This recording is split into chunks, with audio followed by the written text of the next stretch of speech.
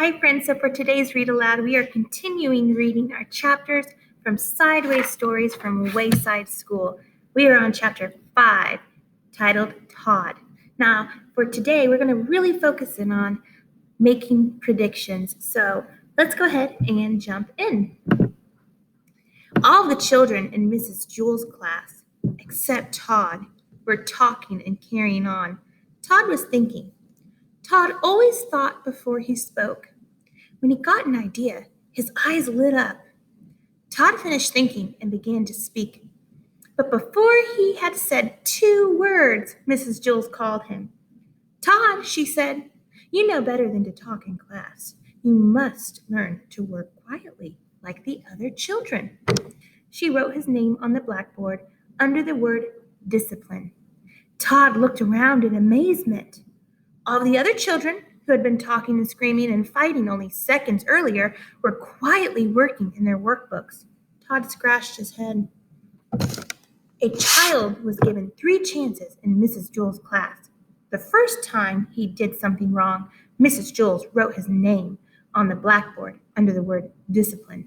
The second time he did something wrong, she would put a check mark next to his name. And the third time he did something wrong, she circled his name. So let's put a pause on it, thinking of what has already happened to Todd and without reading on. We already know he got his name written under the word discipline. Can we use any context clues to maybe make a prediction to know if he will get 3 strikes for his punishment? We've already learned that in the story, this has happened before. So let's see if we can make some predictions.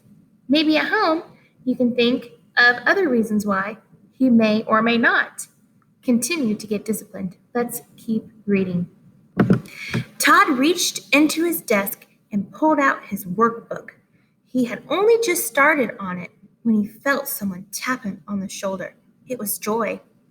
What page are you on? Joy asked. Page 4, Todd whispered. I'm on page 11, said Joy.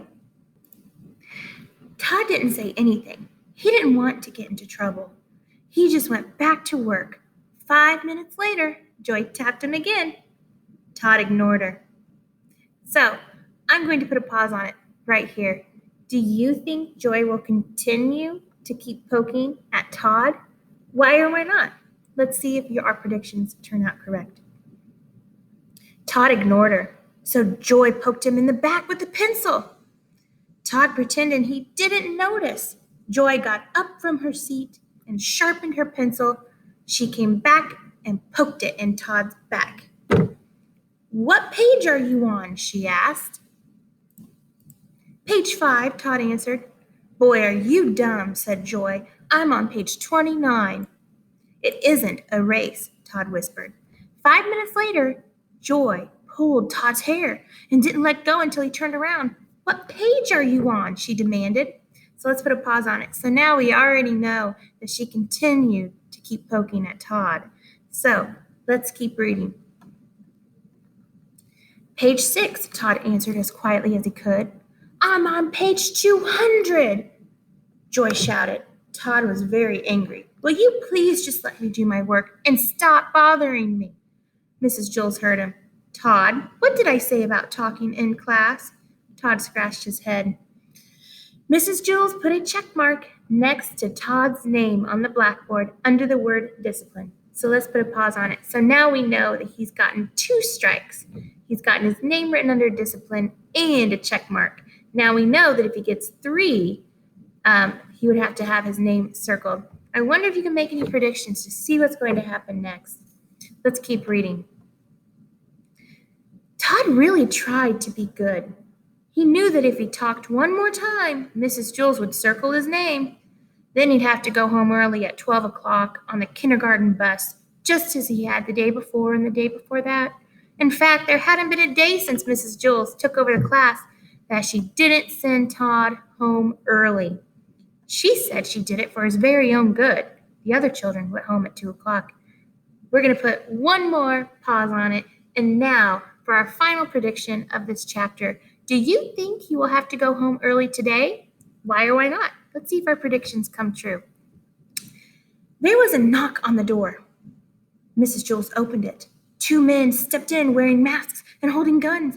"Give us your money," they demanded. "All I have is a nickel," said Mrs. Jules. "I have a dime," said Mauricia. "I have 13 cents, said Leslie. "I have 4 cents, said Damien. "What kind of bank is this?" asked one of the robbers. "It's not a bank, it's a school," said Todd. "Can't you read?" "No," said the robbers. "Neither can I," said Todd. "Do you mean we walked all the way up 30 flights of stairs for nothing?" asked the robber. "Don't you have anything valuable?" Todd's eyes lit up. "We sure do," he said. "We have knowledge." He grabbed Joy's workbook and gave it to the robbers. "Knowledge is much more valuable than money." "Thanks, kid," said one of the robbers. "Maybe I'll give up being a criminal and become a scientist," said the other. They left the room without hurting anybody. "Now I don't have a workbook," complained Joy. Mrs. Jules gave her a new one. Joy had to start all the way back at the beginning. "Hey, Joy, what page are you on?" asked Todd. "Page 1, Joy sighed. "I'm on page 8, laughed Todd triumphantly. Mrs. Jules heard him. She circled his name. Todd had 3 strikes against him. At 12 o'clock, he left the room to go home early in the kindergarten bus. But this time when he left, he was like a star baseball player leaving the field. All the children stood up, clapped their hands, and whistled. Todd scratched his head. All right, that's the end of our read aloud. Now, if you made the prediction that he would have to go home early and get 3 strikes, you were correct. All right, I really hope you enjoyed this. Signing off.